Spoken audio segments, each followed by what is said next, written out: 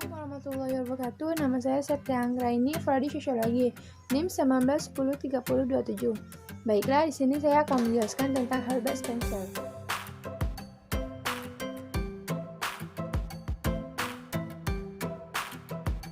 Herbert ini lahir di Inggris, tepatnya di Derby pada tanggal 27 April 1820. Nah, dialah Herbert Spencer, tokoh filsafat, sosiologi, antropologi, evolusi, psikologi, bahkan juga politik yang menduniai pada masanya. Hingga sekarang, namanya pun sering disebut-sebut dalam panduan buku referensi dalam bidang biologi, sosiologi, dan psikologi.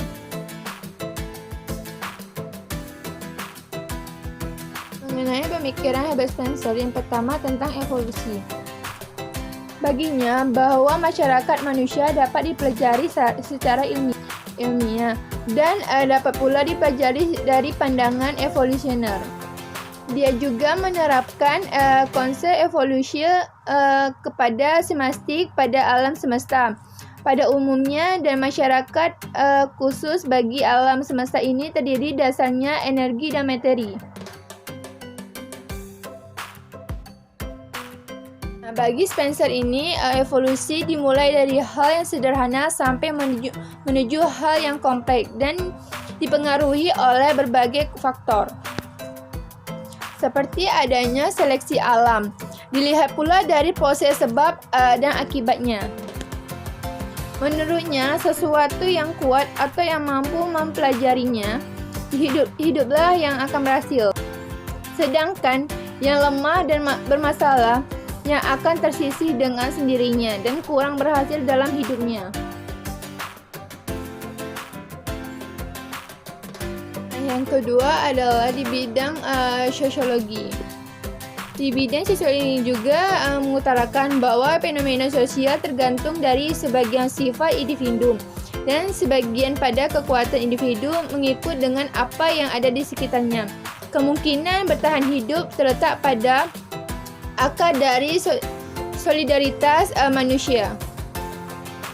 Hidup bersama-sama, cara hidup itu muncul karena dirasakan lebih menguntungkan daripada hidup terpisah. Hal ini akan terus berjalan jika dibarengi dengan komunikasi dan pemelihara solidaritas yang baik. Baginya, kebenaran terdalam dapat dicapai hanya melalui penyataan dari keseragaman terluas atau terbanyak dalam hubungan manusia.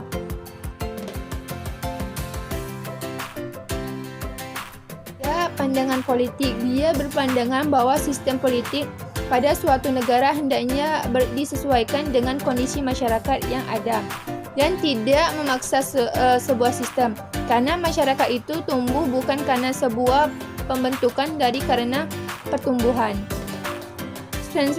Spencer juga menghargai adanya perkembangan ekonomi dalam sebuah negara dalam mempengaruhi perkembangan adat istiadat dan lembaga pemerintahan. Hal ini tidak hanya merujuk pada politik tetapi juga sosiologi. Baginya, peran penting ada dalam perekonomian, khususnya di bidang perdagangan dan industri. Hal ini mampu berubah tahanan masyarakat maupun lembaga pemerintahan.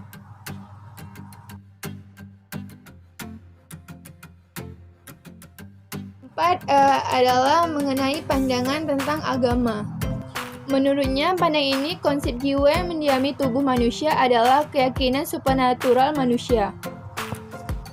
Yang selanjutnya diperluaskan lagi untuk hewan, pertumbuhan, dan benda mati.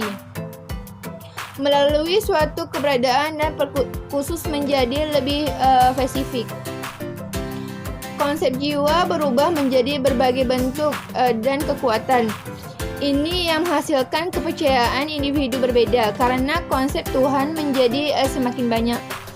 Seperti hal yang mempercayai menganut dewa, bagi Spencer ini, hal ini tidak lepas pengaruhnya dari sosiologi.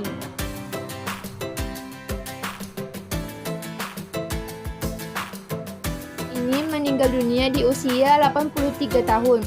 Telah memiliki peran besar di dunia ini di bidang sosiologi, evolusi, antropologi, dan tipologi masyarakat manusia. Pembagian kerja struktur sosial. Meski pengaruhnya akhir-akhir ini hanya sedikit, namun setidaknya Spencer ini juga memiliki sumbangan yang besar khususnya di bidang sosiologi dan antropologi.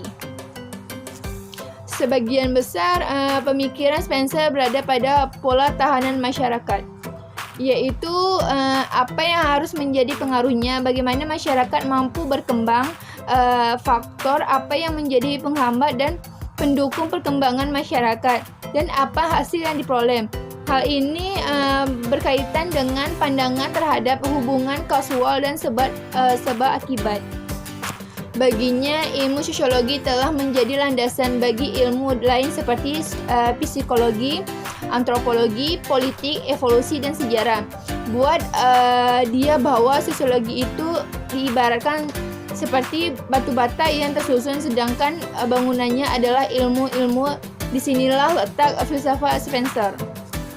Spencer juga lebih menghargai dan peduli pada sebuah proses daripada hasil akhir, dan dari segala sesuatu, bukan hanya sekedar langkah-langkah mencapai sesuatu. Demikianlah penjelasan dari saya. Jika ada kekurangan, mohon dimaafkan. Assalamualaikum warahmatullahi wabarakatuh.